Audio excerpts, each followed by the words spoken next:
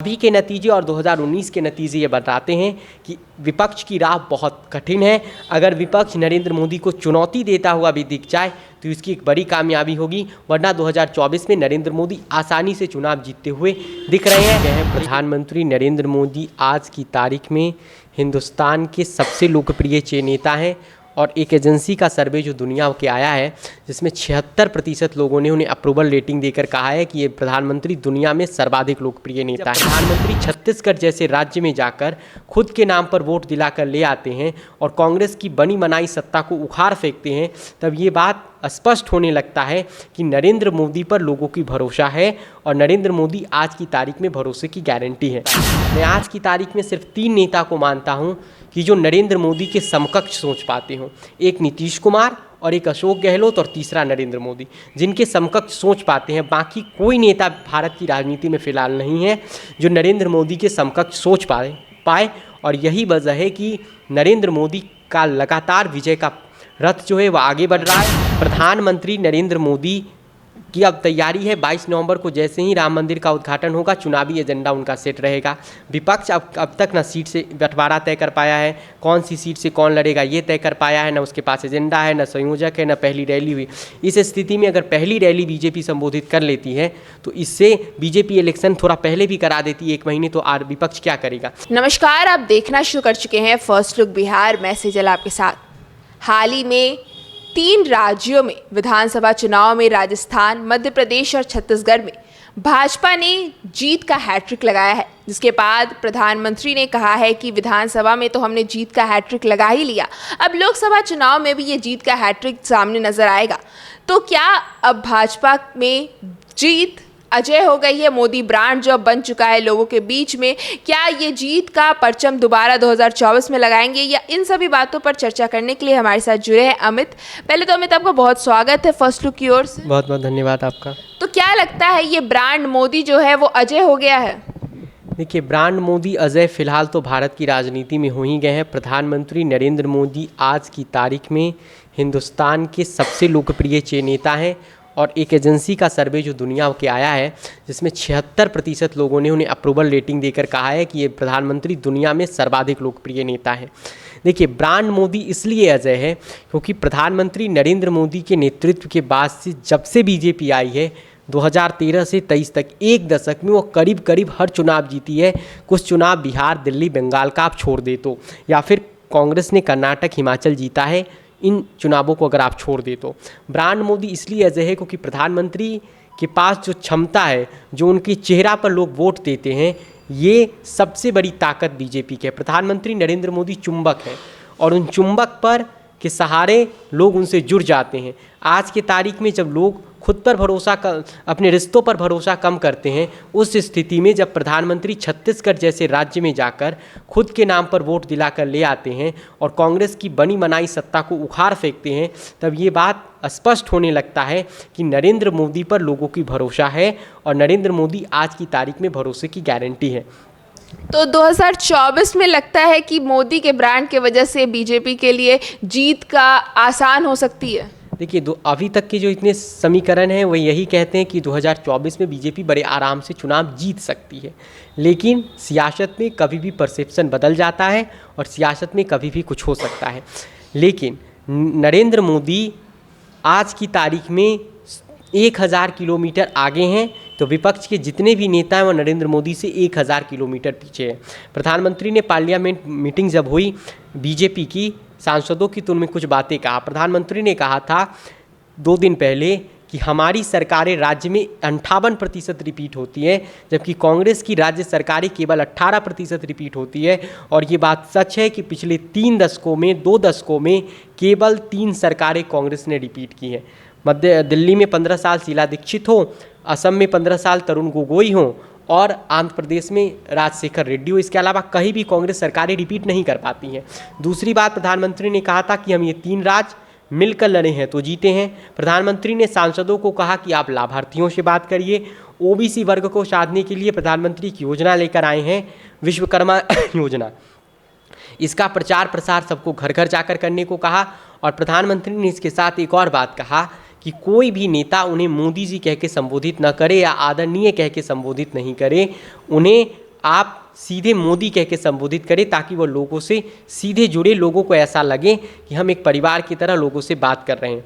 और प्रधानमंत्री ने जो कि नारा जो 3 दिसंबर को उनके जीत के बाद उनके पोस्टर पर लिखा हुआ था, हम हकीकत नहीं सपने बुनते हैं, इसीलिए तो सभी मोदी को चुनते हैं, तो वह ऐसे नारे लेकर आते हैं और उनके दिमाग में ऐसी सियासी रणनीति बनती है जो विपक्ष के पास नहीं होता है। मैं आज की तारीख में सिर्फ 3 नेता को मानता हूं कि जो नरेंद्र मोदी के समकक्ष सोच पाते हों, एक नीतीश कुमार और एक अशोक गहलोत और तीसरा नरेंद्र मोदी, जिनके समकक्ष सोच पाते हैं। बाकी कोई नेता भारत की राजनीति में फिलहाल नहीं है जो नरेंद्र मोदी के समकक्ष सोच पाए। और यही वजह है कि नरेंद्र मोदी का लगातार विजय का रथ जो है वह आगे बढ़ रहा है। बीजेपी के पास मजबूत संगठन है, बीजेपी के पास मजबूत संगठन के अलावा बीजेपी मेहनत करती है। और बीजेपी में एक बात और है, अमित शाह को धारा 370 जब हटाया गया, अमित शाह होम मिनिस्टर थे, बीजेपी जब कोई भी गेम खेलती है तो सिर्फ एक लीडर्स के ही सहारे वह खेलती है। धारा 370 हटाना था, सब काम अमित शाह ने किया। राजनाथ सिंह भी 14 से 19 तक गृह मंत्री थे, उस वक्त भी बहुमत था, लेकिन उस वक्त उन्होंने ऐसा कुछ नहीं किया, क्योंकि बीजेपी जानती है जिस लीडर के बारे में जैसा परसेप्शन है उसी तरीके से उस नेता से वही अपेक्षा कराती है। जबकि कांग्रेस के साथ दिक्कत ये है कि एक ज़माने में कांग्रेस ने कहा था हम भगवा हिंदुत्व लेकर, भगवा आतंकवाद, दिग्विजय सिंह, पी चिदम्बरम, कई नेता उसमें कूद गए थे।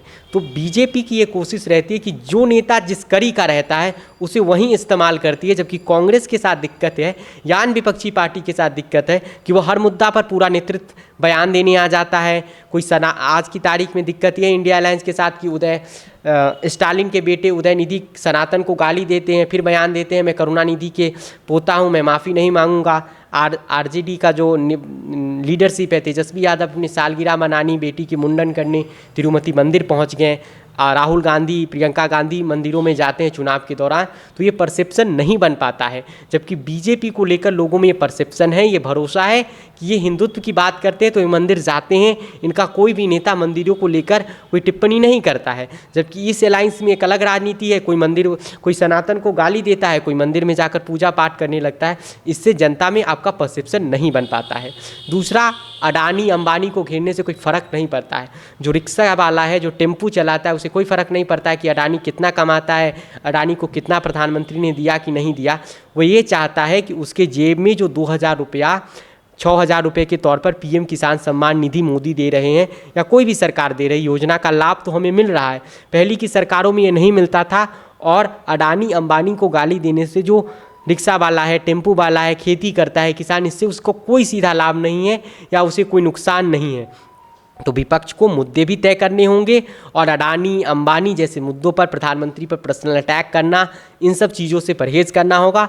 और सबसे बड़ी बात कि अगर आप बीजेपी के पिच पर जाकर बैटिंग करेंगे तो लोगों को भी पता है अब जादूगर की जान पंछी में अटकी रहती है। अब कोई जादूगर बन के ही जादूगरी करने लगेगा तो लोग असली जादूगर को देखेंगे, नकली जादूगर क्यों लाए। तो बीजेपी के पिच पर जाकर जब तक आप खेलेंगे तब तक बीजेपी ऐसे ही चुनाव जीतती रहेगी और नरेंद्र मोदी ब्रांड अजय ही रहेगा।